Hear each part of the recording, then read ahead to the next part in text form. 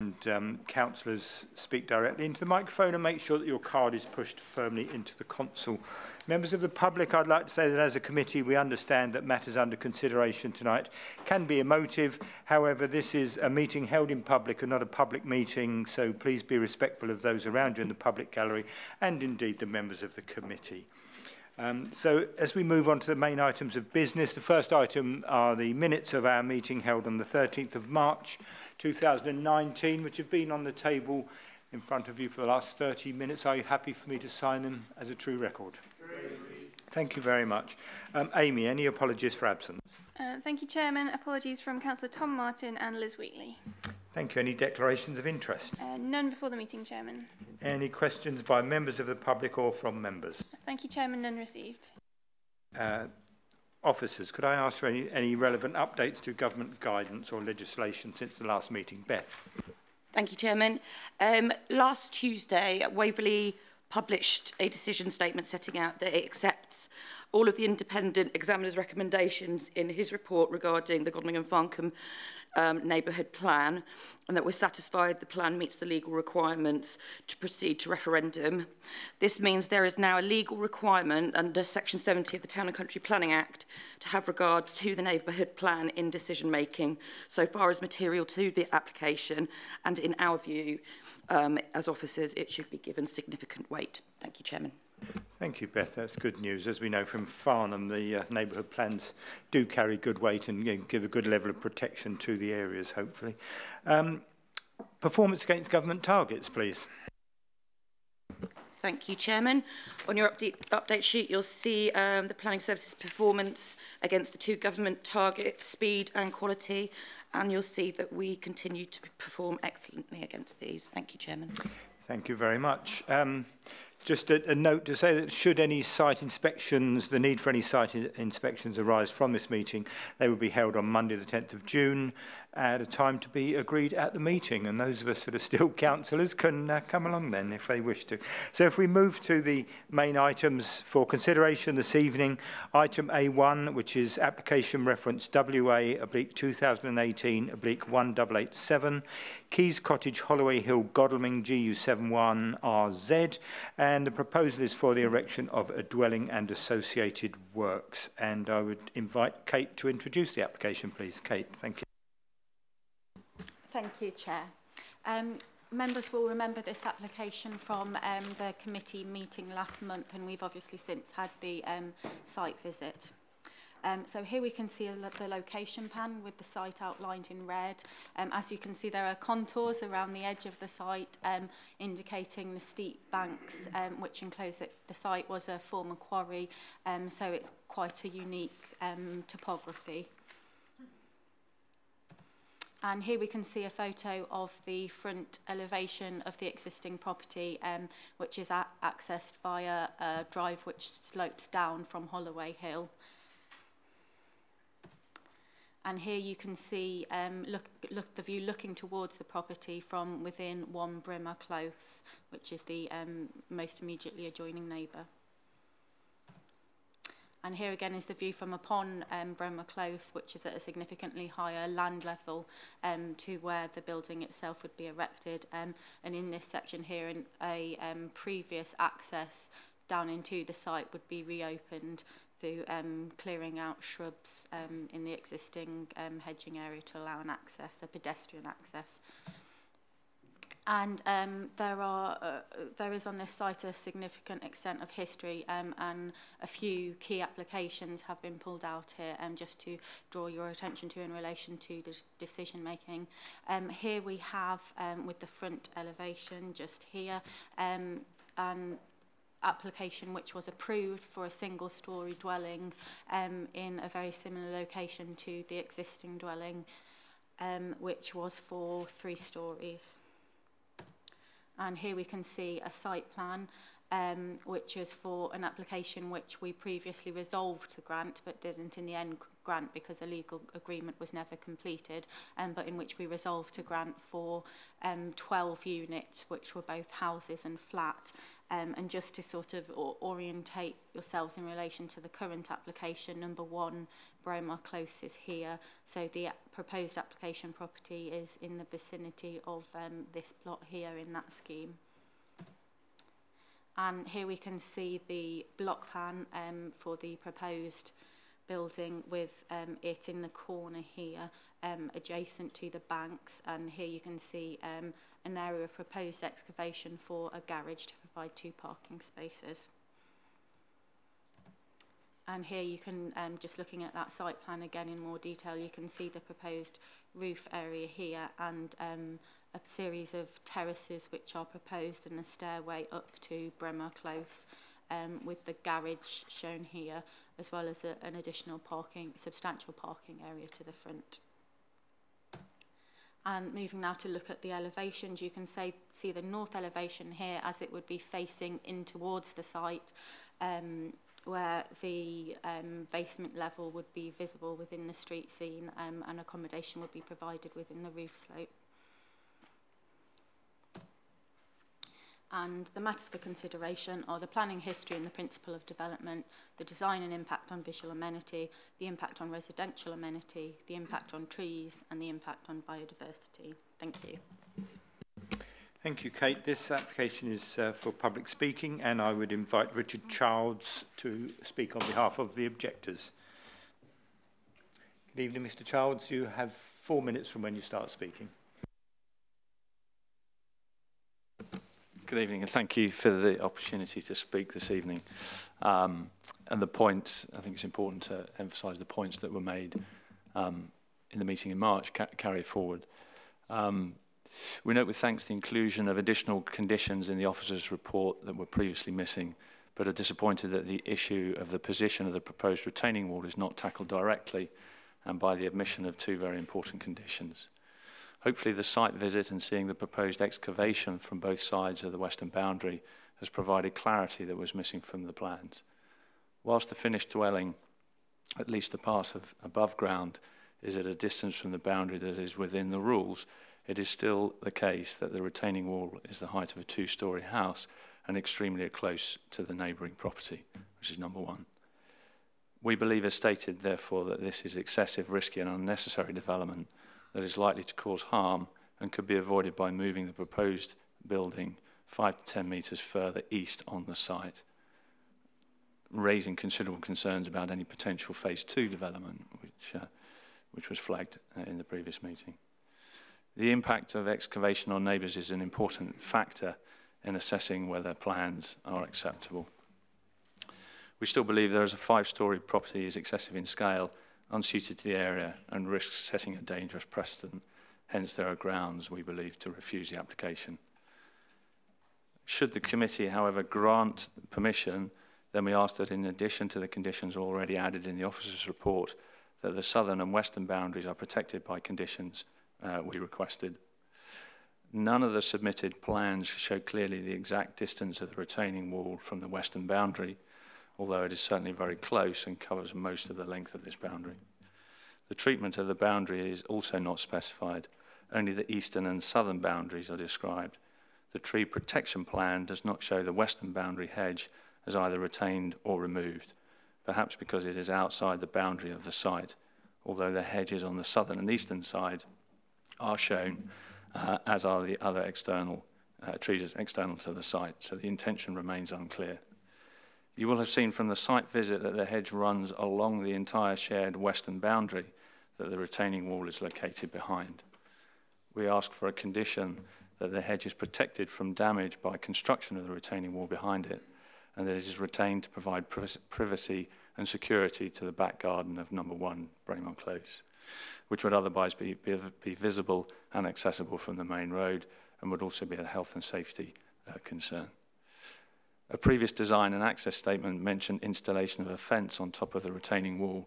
It should be clarified that this is to sit behind the existing hedge on the Keys Cottage side of it. As the hedge is not part of the Keys Cottage site, it cannot be removed as part of the work and must be protected from damage.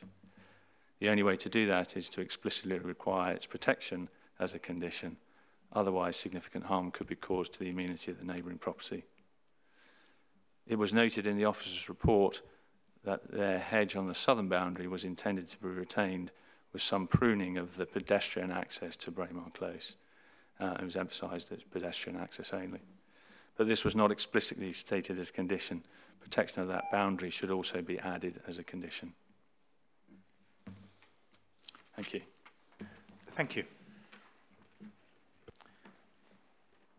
Now ask Mr. Muir to speak in support of the application.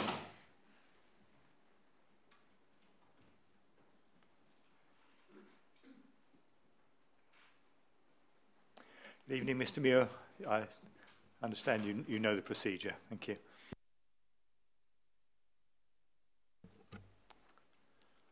Hi. Thank you again for letting me speak to the meeting. This site is designated for development, and the current application is a modification of the permission previously granted. The proposal will provide a dwelling of quality way beyond anything a commercial developer would offer, thereby easily meeting the council's overarching objective of quality development. The difference in levels between the build site and everything around it makes it uniquely suited to a tool design which does not waste land and uses space efficiently. Despite its apparent height, when viewed from the north, the house will still be shorter than the buildings that surround it. In addition, it will be virtually invisible from outside the plot, as it is largely hidden by boundary hedging. I have been flexible and spent many years perfecting the design, incorporating feedback received. As a result, what is in front of you today is significantly different from what was originally proposed. This is my forever home, so I'm totally focused on ensuring the development is done to the highest possible standards. I will, for example, incorporate features that are unlikely to ever pay for themselves on purely economic grounds. Once constructed, the development will deliver a number of benefits to me, my neighbours, and society as a whole. 1, the bank, whose stability currently causes concern, will be buttressed and reinforced, permanently removing the risk of subsidence. 2, a defective sewer that serves 20 homes will be replaced with one built to modern standards at no cost to the residents who benefit from it. 3, an inefficient 1960s bungalow will be replaced by a state-of-the-art property fit for the 21st century. 4, the opportunity to develop the remainder of the site will be maintained. 5, the visual environment will be improved, as well as the opportunities for wildlife. 6, a positive contribution will be made to energy generation rather than the property being a drain, as is the case today. This has been a long and drawn-out journey. The latest application, for example, has taken 6 months from submission to reach this point. It is closer to a year if you include the pre-planning process. As a result of all of this, a carefully tailored proposal to address all the concerns previously raised and which has the support of the officers has been provided. I therefore feel that this application should be approved without further delay. Thank you once again. Thank you. Kate, do you wish to come in there before I go to the members? Sorry, yes, thank you, Chair. I'm afraid I missed an update to give you. You will have seen the update sheet that was circulated, and this just updates the considerations in relation to the Godalming and Farncombe neighbourhood plan and refers to policies GOD 5 and 6, which are relevant to the application. An additional informative is also recommended. I also have a verbal update. Firstly, we've received an additional written representation since the publication of the report, and in response, which primarily raises a concern about impacts on the hedges to the adjacent property. In relation to that, we've recommended additional informative with regards to the Party Wall Act. I understand there's possibly a discussion between the applicant and the neighbour regarding the exact location of the boundary and where this sits in relation to the party wall. But notwithstanding this, with the current application, the applicant has certified that all the works are within their site. So in effect, that remains a civil matter. So an informative is just recommended to clarify that. In addition, it's important to note that an application appealing against non-determination of the application has been submitted to the inspectorate. We've not received a start date on this, but just to clarify, this doesn't change the officer's recommendation, which is to grant consent. If members were minded to refuse, then it would have implications in terms of how that is worded. But as it is the recommendation to grant consent remains. Thank you. Thank you. Members. Councillor Martin. Thank you, Mr. Chairman. This has come to the committee at my request. It is an unusual site, and I'm glad that we've all had the opportunity to go and see it. I do have great respect for the applicant. I know that he is a man of considerable integrity and is convinced that this is the right house for the site.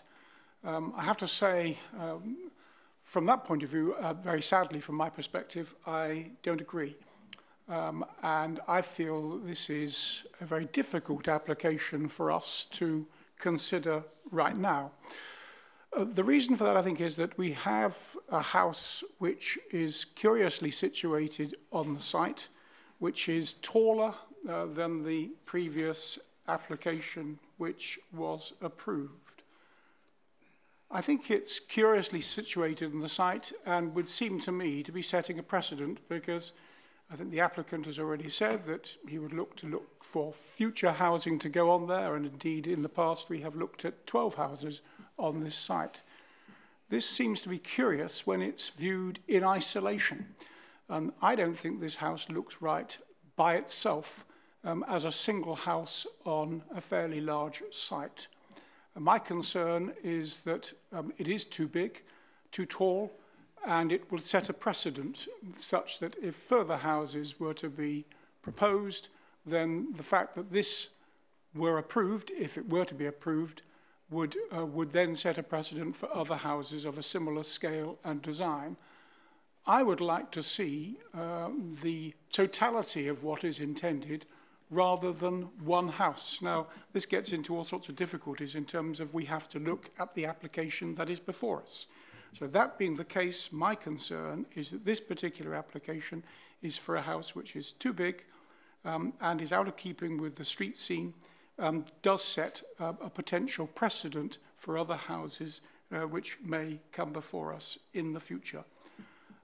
I just can't take I just find it very difficult to accept this application all by itself.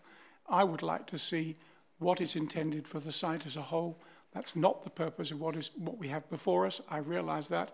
As a result, I will be voting against the recommendation, and I will be interested to hear what others have to say. Thank you.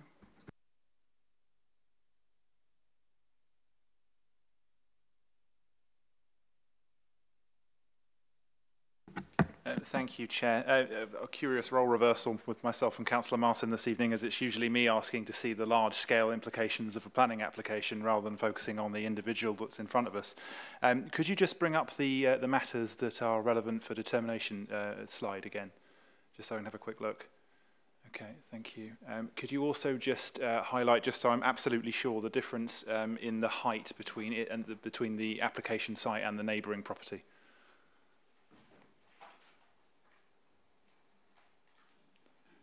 Excuse me, I'll just consult the report for that one. The only other thing I would say is I obviously want to listen to the rest of the debate before coming to any conclusions, but I do feel that there is possibly some merit in what Councillor Martin is saying regarding the size of this house in isolation, and I do believe it would set a precedent. However, I am also minded that this house does fit into the sort of environmental and sustainability areas of policy that we actually should be actively encouraging. So I would be grateful for any other councillors to weigh in on both of those aspects before coming to a determination. Thank you.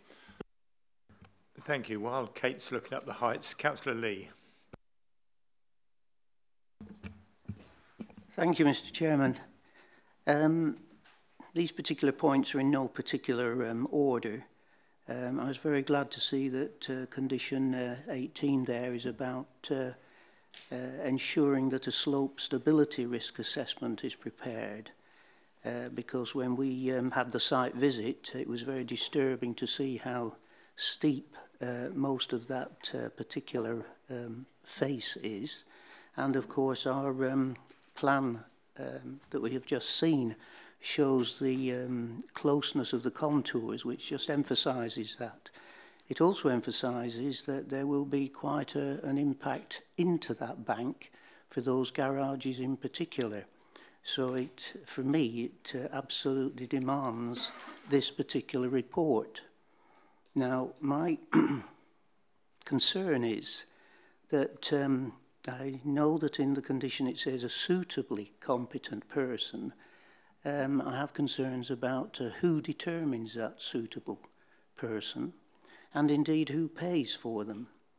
Because in these days, it seems to me, of heightened lack of integrity and dishonesty, that there can be some weaknesses. There could be some weaknesses there. Now, it was very pleasing to see Mr. Muir reflect on the foul sewer, since it hasn't been dealt with in the report.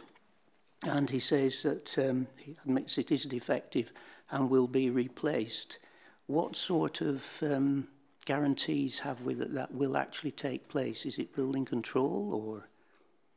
I'd like to leave that that question. Now we talk about, or it's proposed as a 4-bedroom house, and we know that in those tables it's a 4-bedroom, 8-person house, I'm sorry. But in those particular tables, we actually have identified 3 bedrooms of 2 persons each, and 1 bedroom of 1 person. So in essence, I think it should be stated as a 4-bedroom but 7-person property. Now then, on page 22, there's the highway safety and operation of public highway mentioned. And although conditions or a condition is referred to, I don't see any evidence of a condition in the report.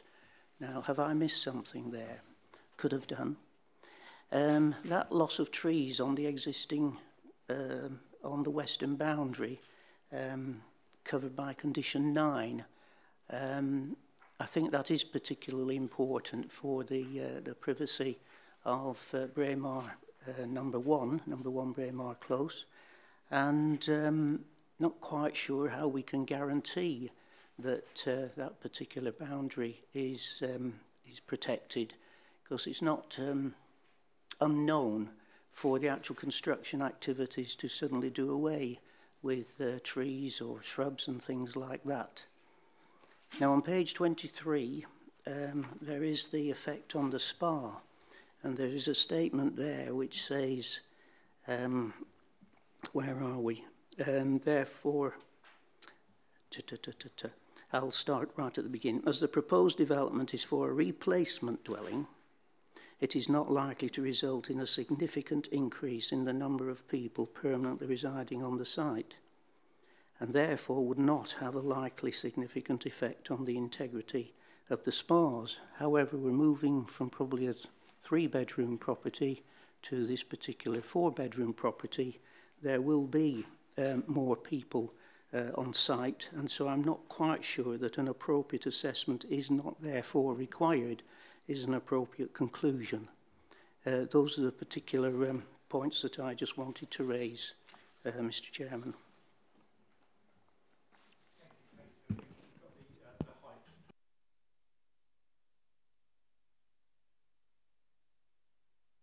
Yes, certainly, Chairman. In relation to the height, the maximum height of the building would be 0.3 metres below the top ridge of 1 Braemar Close. So you can see in this elevation here the proposed building with the outline of 1 Braemar Close in the background.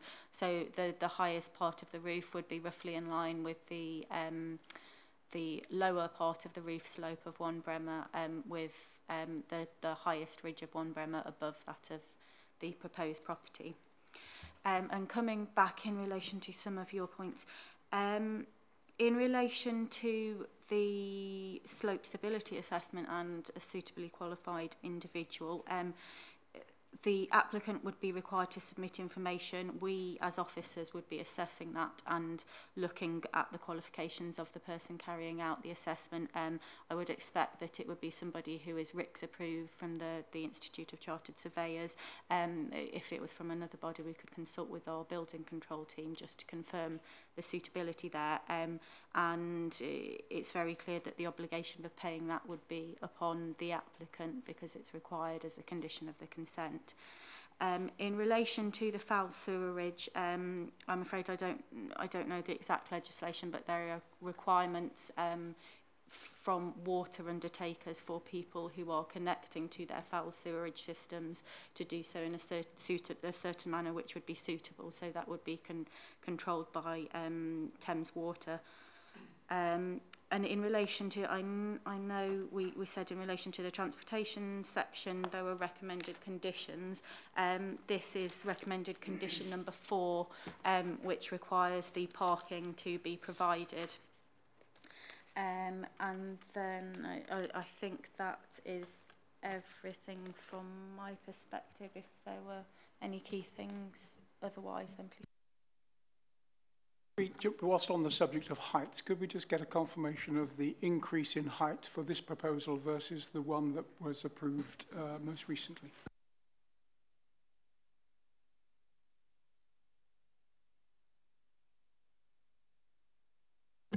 The most recently approved application for the single dwelling was 11 metres in height, and the proposed is 13.3 metres in height. The previously proposed was closer to the boundary though than the existing. It was 4.71 metres from 4.7 metres from the boundary, and the current is 6.2 metres from the boundary, so it's slightly more separated. Thank you. Councillor Reynolds. Thank you, Chairman.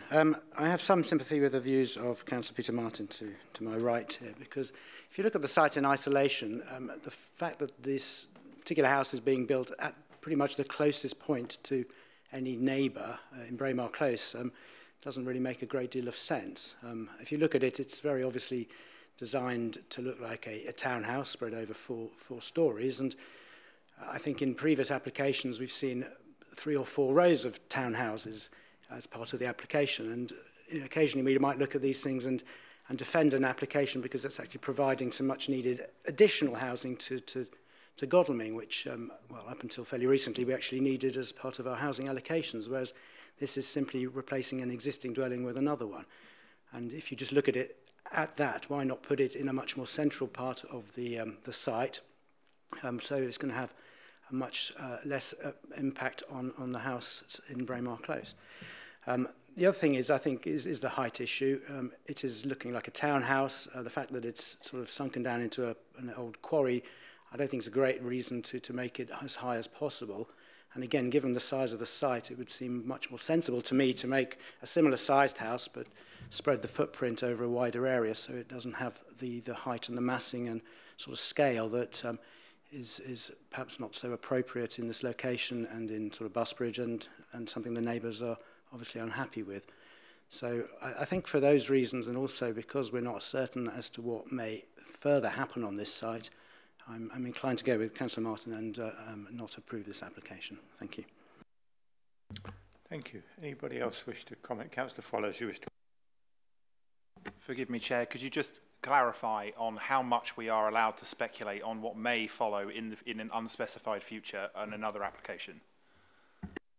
I think the answer is we don't. We deal with the application in front of us, and to be fair, the applicant has made it quite clear that he would like to see future development there, and I think he mentioned that in an email to all of us committee members. So I don't think there's nothing sort of untoward or being hidden, but as for our responsibility, it is to decide on the application before us and depend on future planning committees to decide on any other future proposals that come forward. So, Councillor James. Thank you, Chairman.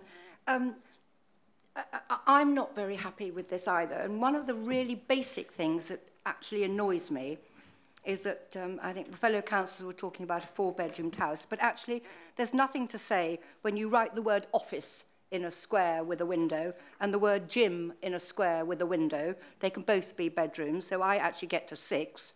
It's got 4 bathrooms. There's a large bit that says wardrobe adjacent to a bathroom, which would be another bathroom. You know, I'm not a mug, so actually it could easily be a 6-bedroomed house with 4 or 5 bathrooms. And the applicant did say it was for his forever home. Well, if it was going to be my forever home, as our fellow councillor said, you wouldn't cram it into the tiny little corner of a large site if it's for your forever home. You'd space it out and have room around it. So the application and the words given actually slightly annoy me in a way because I'm not a mug. And it's obviously, he did say there's an opportunity, in his own words, an opportunity to develop the rest of the site. So if it's your forever home, you aren't going to want houses actually joined onto you. But as we take it as it is, it's with no other development on that site, because we're always told we have to look at this application as it is. Therefore, the layout, the positioning of this house on this site isn't correct for the site. Simple as that. It might be correct if there are 4 or 5 other houses joined to it, but as it stands, it's not the right design in the right place for a single dwelling on this plot. Thank you, Chairman. Thank you. Are you happy for me to move to the recommendation, which is that subject to conditions 1 to 22, informatives 1 to 8 and additional informative 9 on the update sheet and additional information and informatives that Kate has given us verbally, permission be granted? All those in favour? 4, Chairman. And those against? 8, Chairman. Abstentions? 1, Chairman. So may I have a proposal? That's refused, presumably, yes. Yes, can I have a proposal to refuse that application, Councillor Martin? Could I propose that we... well, do you want me to list the reasons or just... No, we'll just have the proposal and the seconder, okay, and then we'll look at the... propose that we refuse. Thank you. And a seconder, Councillor Reynolds. Right, now, Councillor Martin, if you'd like to outline your reasons for proposing that, and then the officers can put them into legalese. Well, I'll give my feelings, and hopefully others will add their thoughts, but I think it's out of keeping with the street scene by virtue of its height and style. I think it's inappropriate for the site, and I think that it sets a precedent for the future. Would be the thoughts that I have. Others may want to add other points. Thank you. Any additions to those reasons for refusal? No. Patrick, have you had a chance to think about those? Thank you, Chair. Reasons for refusal: 1, the proposed development is considered out of keeping with the character and appearance of the area and not appropriate in the context of the site, which is contrary to policy D1 and D4 of Local Plan 2002 and TD1 of LLP1 and the MPPF 2019. The development will impact on the amenity of adjoining residents, contrary to policy TD1. Thank you, Chair. Thank you, Patrick. So, members, proposed by Councillor Martin, seconded by Councillor Reynolds, and for the reasons just outlined or confirmed by Patrick, all those in favour of refusing the application? 8, Chairman. And those against? 2. Abstentions? Councillor Follows, are you voting? Sorry. Sorry, but you're nodding off. Right, so that application is refused. So we move on to the next item. I don't know if anybody in the public gallery wishes to leave at this point, or whether it's so riveting they wish to stay. No. Thank you.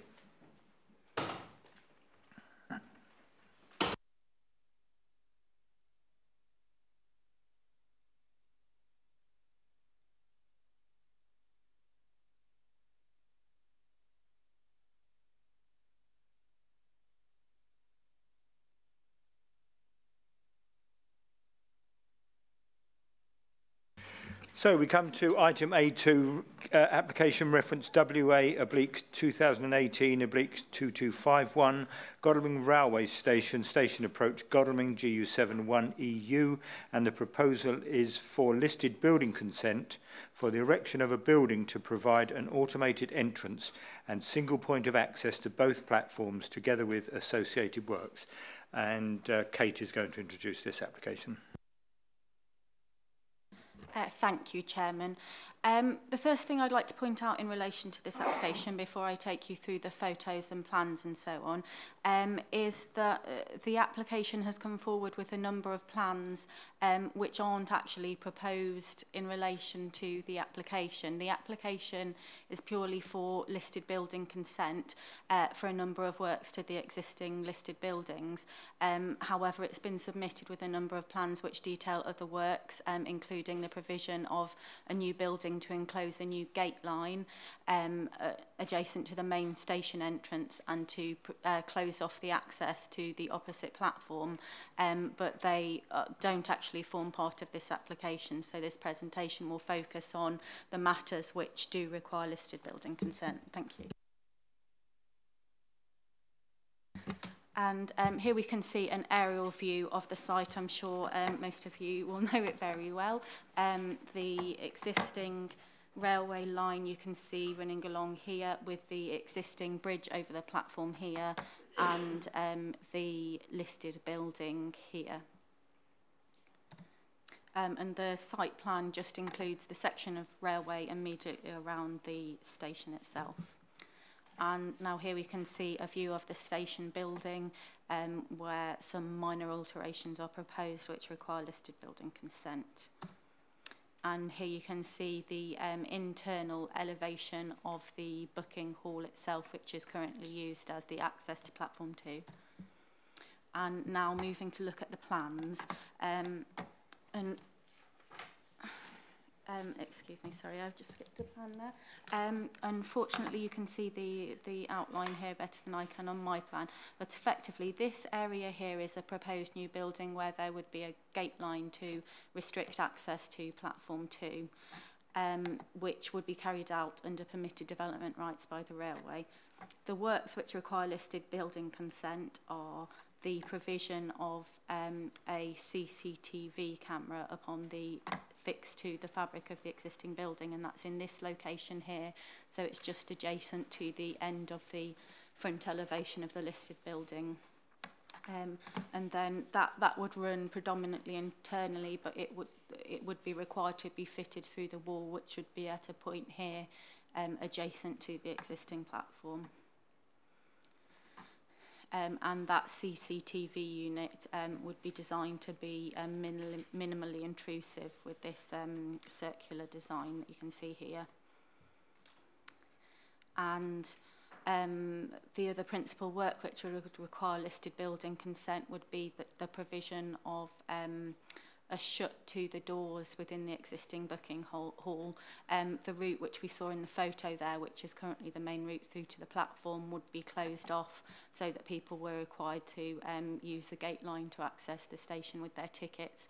That would just mean effectively fitting a fob to the existing doors, which you can see here, to keep them locked generally, but also to insert associated with that a conduit running along the length of the wall here, and an insertion through the wall into the ticket office to allow for a switch within the ticket office, so in emergency situations those doors could be opened. And the key matter for consideration is in relation to the impact on the significance of the listed building. Thank you. Thank you, Kate. Again, we have public speaking. Could we, with the plan there, could you just make clear what is where? Is the road at the bottom of the photograph and the existing railway above? I haven't quite orientated myself into where it fits. Railway line.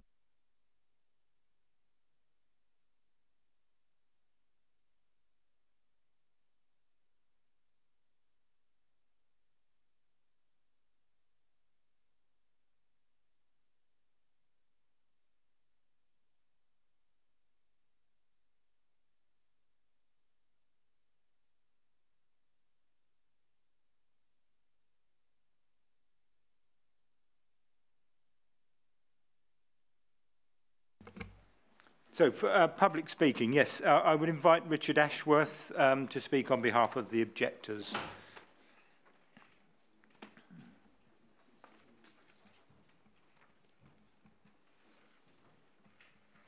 Good evening, Mr. Ashworth. I understand the procedure has been explained to you and you have 4 minutes from when you start speaking.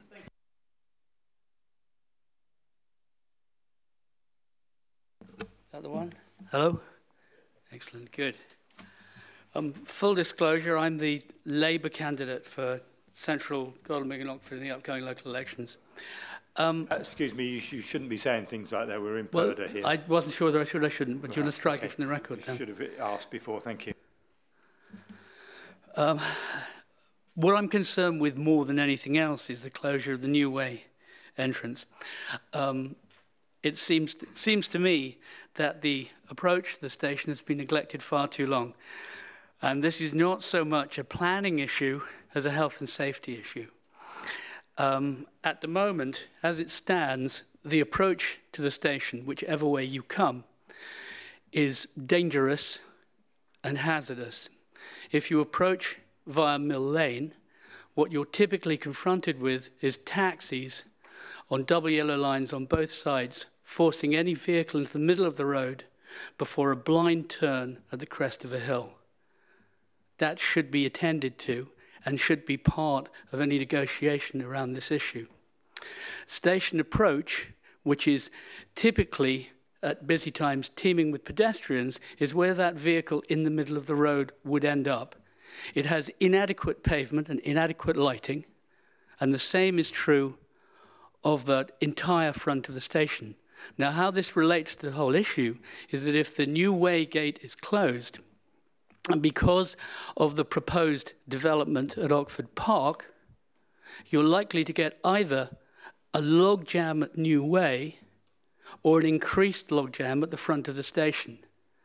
The worst situation is that both sides you get some kind of unhealthy collision between heavy engineering and pedestrians. And I think the whole thing should be looked at panoramically. So that's what I have to say. Thank you. Thank you. Thank you, Mr. Ashworth. I think we have to remember with this application that the application, I'm sure Mr. Ashworth is quite right, and those of us who live in the area would totally agree that the New Way access should be maintained. However, that is not for us to decide, unfortunately.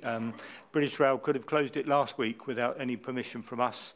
And I know that local councillors, Councillor Follows and others have been in discussions with British Rail, and I hope they will continue to lobby them to maintain that. But the application in front of us tonight is listed building consent for the erection of a building to provide an automated entrance and single point of access to both platforms together with associated work. So it is the building that we've just seen up on our screen. Unfortunately, we have no control over the access of New Way. All we can do is advise British Rail that we would be much happier if they left it open or even improved it.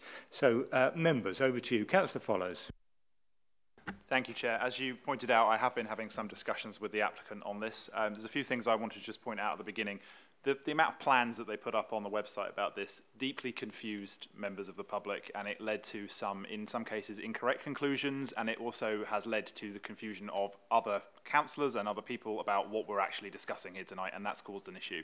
I would also like to note my slight irritation at the applicant, because up until the point where it was determined this was coming to a planning application, they were absolutely silent towards almost anybody who tried to communicate with them, whether they be a member of the public or a councillor, and frankly I found that slightly unacceptable as well. So as we do have to judge this on its merits, I would then look to addressing this issue regarding access, because the consequences of the works that we're approving or not approving here, they lead towards the closure of the other exit. So I think they are linked by cause and effect, if nothing else. There are a number of things on the station, I think, that would cause us to look at that. It's not a public right-of-way, but there are elements of the station that do require public access. So, for example, there is a Royal Mail postbox on platform 1, which is not, there is nothing in the planning application at the moment that says what is being addressed about that or where it would go. I would also entirely second the points that have been raised already regarding the access. At the moment, the access at the front is atrocious. The access from the back is likely to be greater. I would also highlight that when I discussed this with the applicant, they were not actually aware of even the existence of the Ash Hill planning application, let alone its actual passing. So their own assessment of the numbers going through New Way are likely to be inadequate. So I would actually be arguing here that because there are elements on the station that have not been addressed in terms of public access, and because effectively they can't really close off the back of the station until they get this listed building consent and put things like the cameras and other access points in, as well as things like the disabled access for rail users, and until they consider things like putting a ticket machine on the other platform to avoid causing unnecessary issues, I actually think we should at the very least defer this until they've actually answered the rest of the questions. And I do think they should be looking at this in the wider context as well, because actually I think most members of the public understand the revenue retention reasons that they're doing this. But at the same time, I think if they'd have addressed some of these wider issues and properly done it with the community, we would not be here. So I would actually be encouraging members to consider a deferral on this so that some of these issues can actually be properly addressed. And I think also the applicant would then take that seriously enough that they would discuss these other issues properly. Thank you. Thank you. Patrick, you wish to comment? Chair, I'd just like to remind members that the application before you is for the listed building consent, and the issues that we are considering, or you are being asked to consider, is in relation to the impact of the proposed development on the listed building. Not about access, not about postbox, not about the gates. That's not something that we can consider. It's simply in relation to the listed building and the fabric of the listed building and what the impact of that is on the listed building.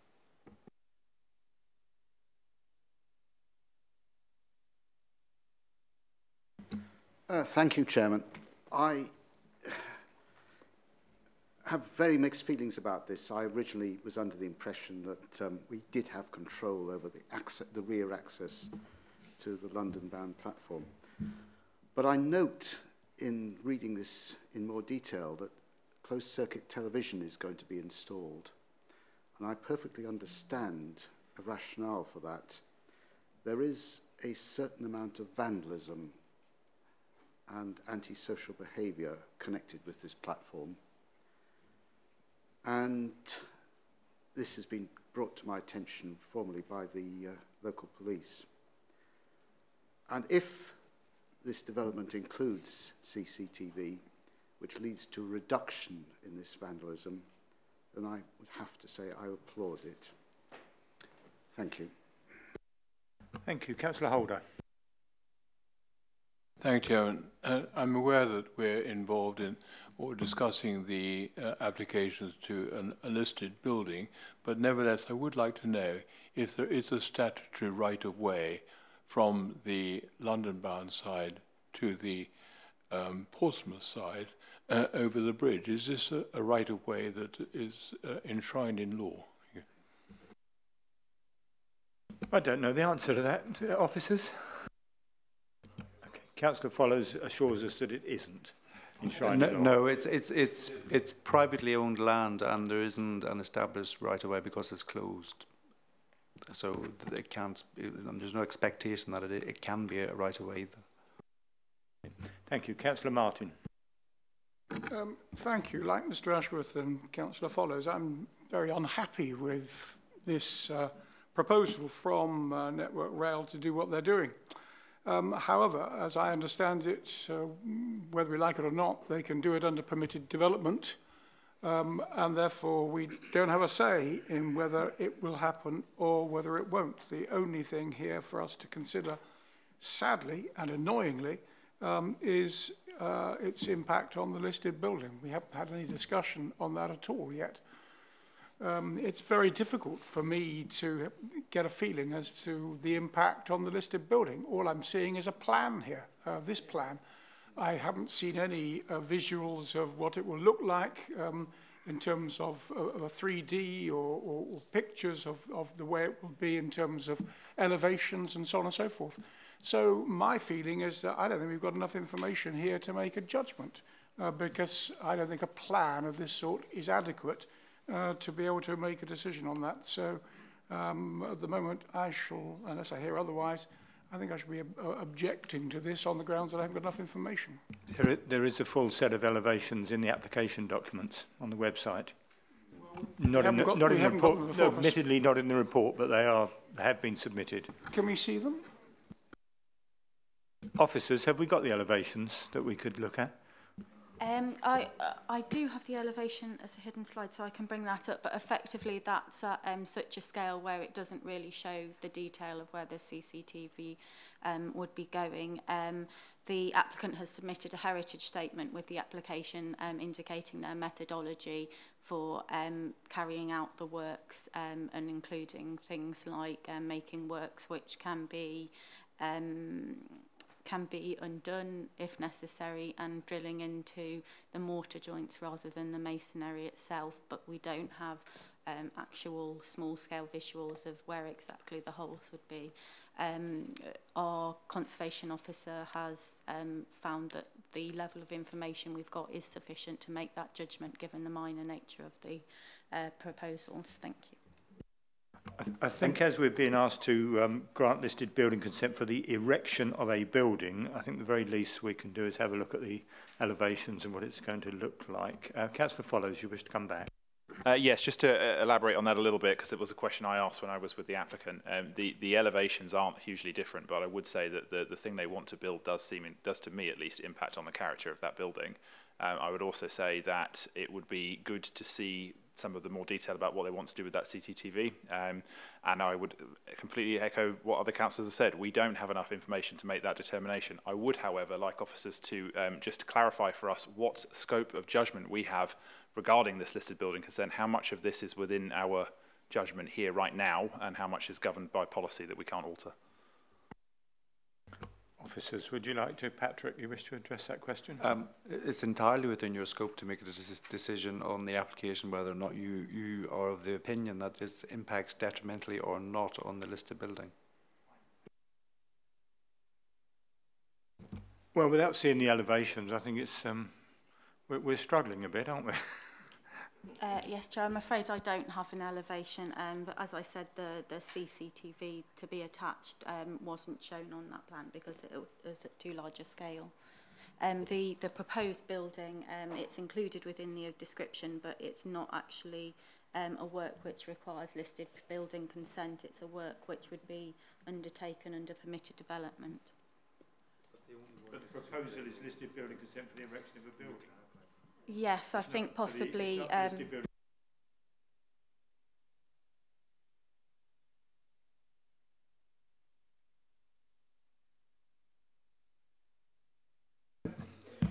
Well, yeah, I was just going to suggest that maybe this application should be deferred pending some more visuals from the applicant and then some clarification on some of the items that we've raised this evening, perhaps. Somebody's wheeling on the operating table, but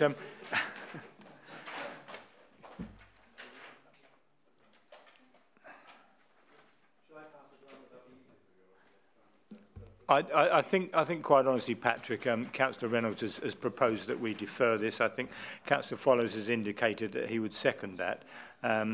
So I think I will put that to the vote and we'll come back to a future meeting with details of the elevations in the report.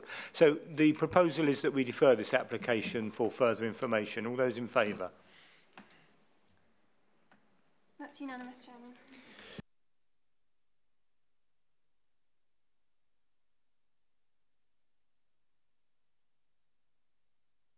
No, okay. What's next? So the next application is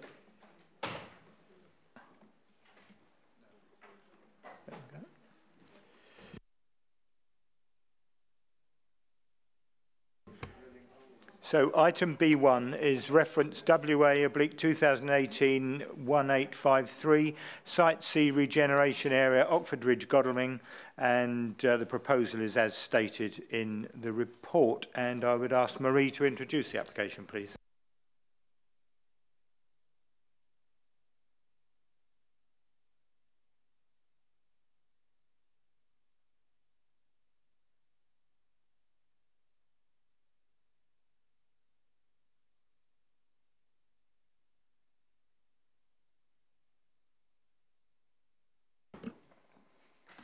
Thank you, Chair.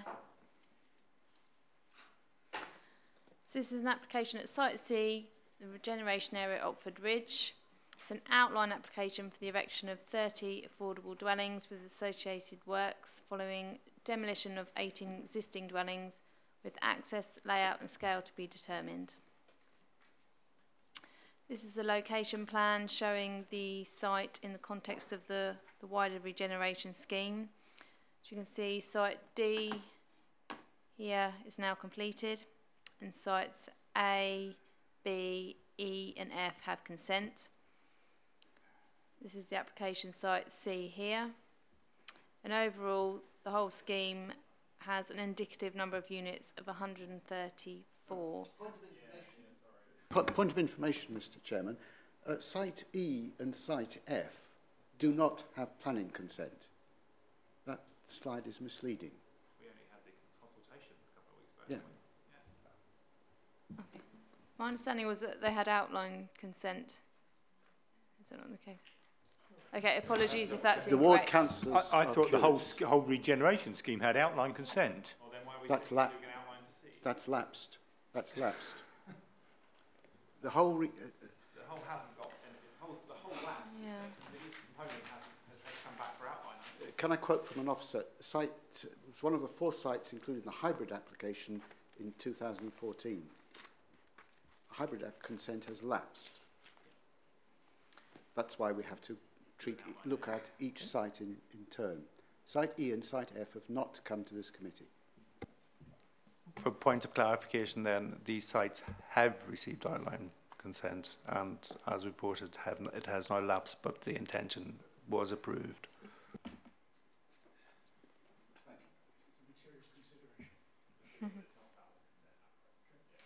This is the existing block plan showing the existing 18 units, which are semi-detached and terraced dwellings at the end of a cul-de-sac. This is an aerial photograph showing the properties in question, which are essentially to the south and the east. Here are existing site photographs. As you can see, the existing houses are in relatively poor condition. And these houses would require a significant amount of investment to bring them up to modern standards.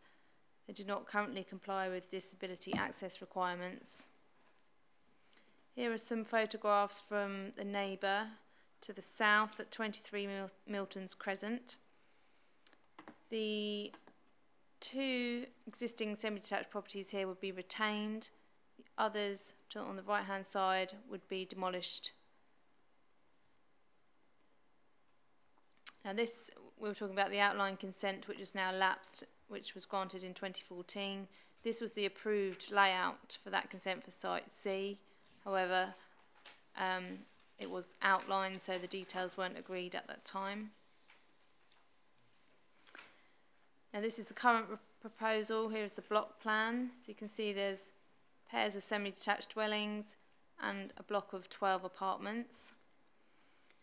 The different colours, this lighter blue for the semi-detached dwellings shows a ridge height of 8.4 metres, and here the darker blue for the apartments, the ridge height is 8.8 metres. This is the proposed site plan. It shows some existing trees on the southern boundary and the parking arrangement, which is essentially to the sides of the proposed dwellings.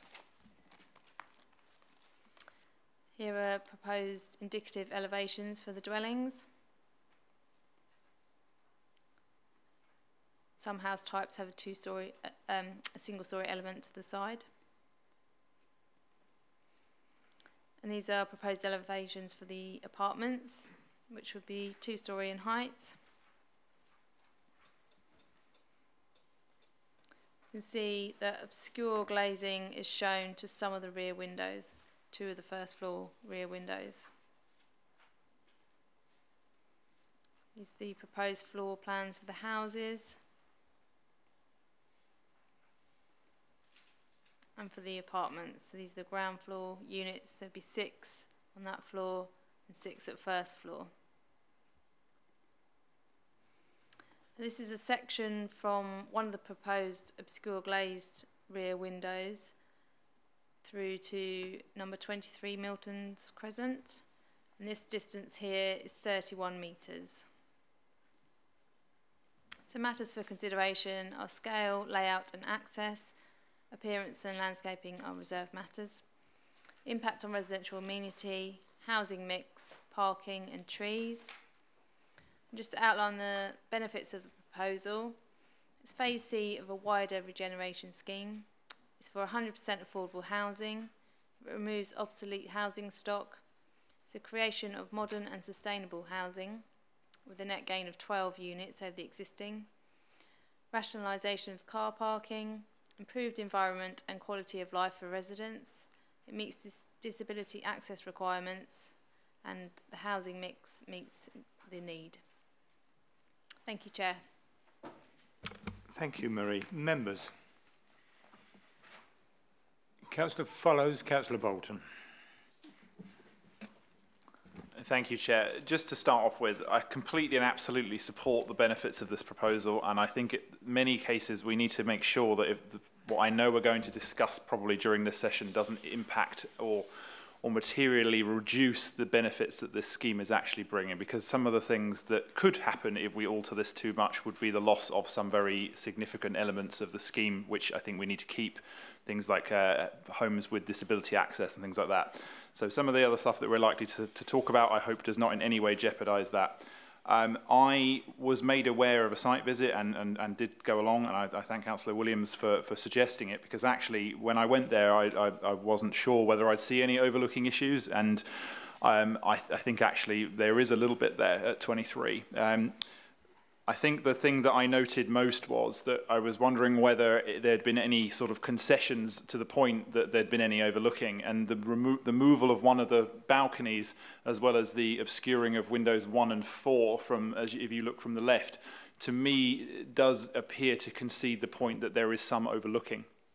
So I think realistically we have got a little bit of an issue there to look at, and I'm sure other members will have a view on that too. There's some other matters about the boundary there.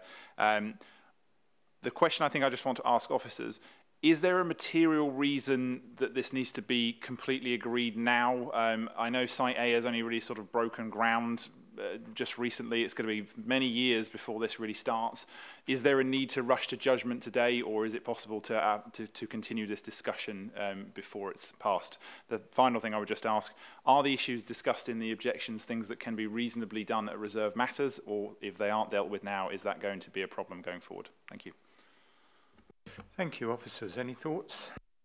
Obviously, members are asked to consider the application that is before them. In terms of reasons why it should be considered today, officers are of the mind that this, in terms of the issue of overlooking, that the standards within the guidance is easily met and far exceeded.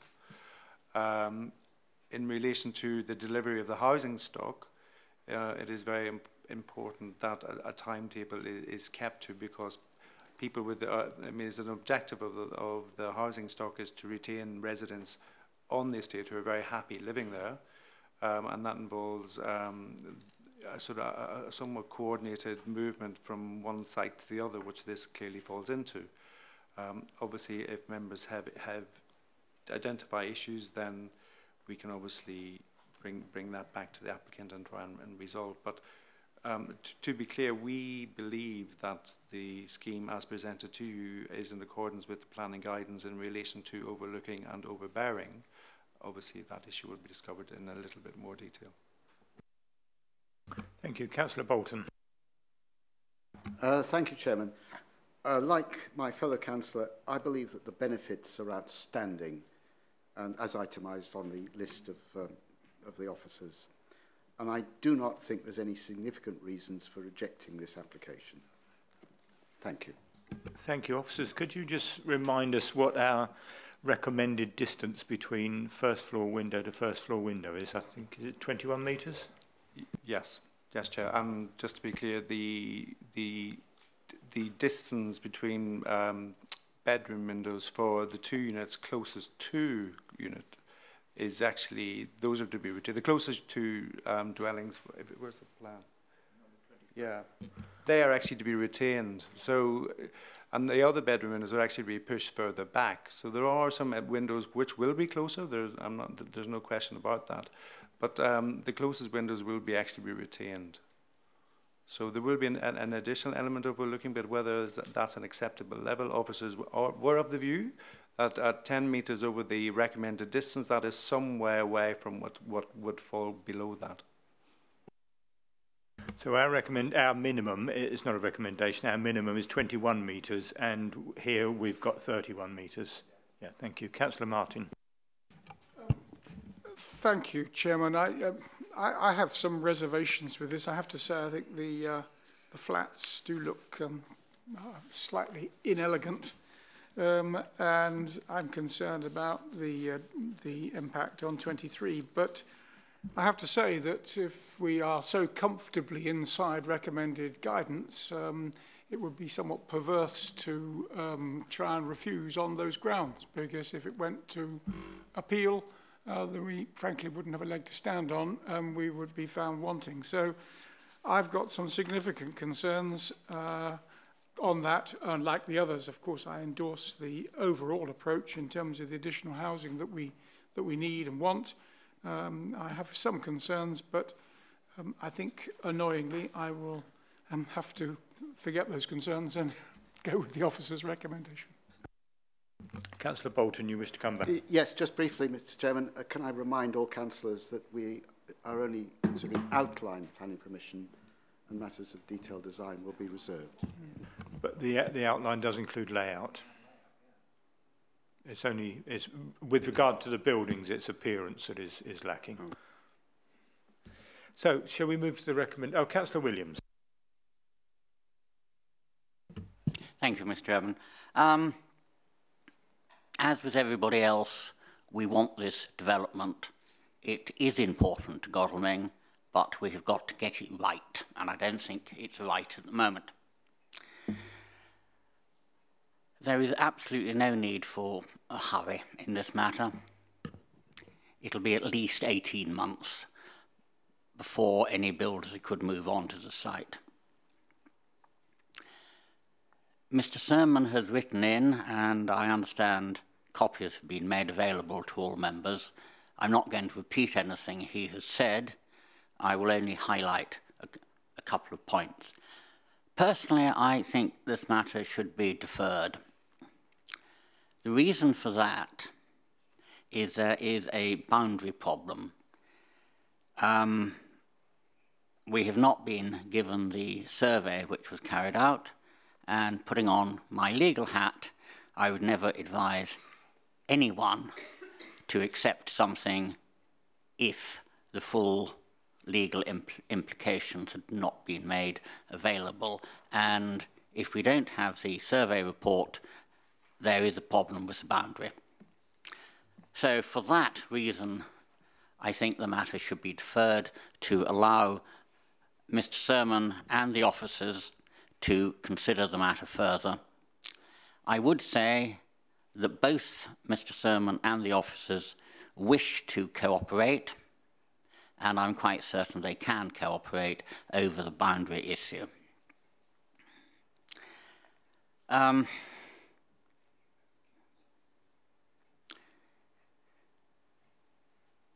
think the other point, as I said earlier, it's very important that we get this whole agreement correct. The other issue is whether the flats are in the correct position. It will be noted from the previous application that the flats have been moved, and I think that needs to be looked at in greater detail as well. Chair, can I just... Sorry, I missed that. Thank you. If the matter was deferred, we all know that there are elections coming up, and I think from the logical and sensible way to look at this is that any new planning committee should be able to look at the whole rather than have some possible conditions or something of that nature made by this committee. I think that any new committee should have a free hand in it. And I think really that I think it is easier, it is better, it is more sensible to defer. It doesn't have to be a very long deferment either. Thank you. Thank you. Before we consider your proposal to defer, I think Patrick has a comment to make on the boundary issue. I seem to remember seeing a survey plan, but it's not in the update. Yeah, thank you, Chair. Sorry, Councillor Williams, for speaking over you. Concerning the boundary line, following the site visit, Alex Inglis, the case officer, did circulate a plan showing and confirming that the boundary survey has been undertaken, and the plan was attached to that, and it confirms that the boundary within the concrete post is within the applicant's boundary as shown and is accurate. Any issues in relation to a boundary detailing is a matter for boundary law, not planning law. And also in acknowledgement that the trees, there's also a number of trees on the boundary between on the existing site, and those are also identified to be retained as well, which provide additional screening to that boundary, which is identified. So I've got nothing more to add. Thank you. Councillor Williams has proposed a deferral. Does he have any support? Councillor Follows, you're happy to support that? Can I just quickly say that as much as I support a deferral, I also support only a short deferral, because and if the deferral fails, I will be voting for the application, because I absolutely think that it's important that this is that this is delivered. However, because it's a Waverley application, I do think that it should be subject to a slightly higher level of scrutiny, and if there are objections from neighbouring residents, a very short deferral merely to explore and come to a reasonable resolution between those issues, I don't think is going to hurt anybody for a scheme that will not break ground probably for at least 2 years. So I will support a deferral, and I do second that deferral, as I've explained. Thank you. Thank you. Patrick, do you wish to speak to that proposition? Chair, I think you should seek clarification on the reasons for deferral, which are a planning reason. So, Councillor Williams, you proposed a deferral, seconded by Councillor Follows. Do you have reasons for proposing that deferral? Repeat what I have already said, but if there is an issue, which there is on boundaries, any boundary is vitally important to both parties. It may or may not be a planning issue as such, but if we don't get the boundary right, I've had cases which run on for years if the boundary is not agreed. I don't really think I can add anything further to that other than the fact that, as we are told, there are trees on the boundary, and there is, or there certainly was at site visit, a dispute as to which side these trees fell. One is obvious, the others are not. Thank you. Thank you. Unfortunately, as Patrick said just now, boundary disputes are not a planning matter. They are a boundary dispute legal matter. So, but anyway, I will put your proposal to the committee. The proposal is that we defer this application for further information. The next meeting would be the 12th of June. Can I have all those in favour of deferring the application? Against? That's 10, Chairman. Shall we move to the recommendation? Right, fine. That's subject to conditions 1 to 21, informatives 1 to 14, and additional informative 15 on the update sheet. Permission be granted. All those in favour? That's unanimous, Chairman. Thank you.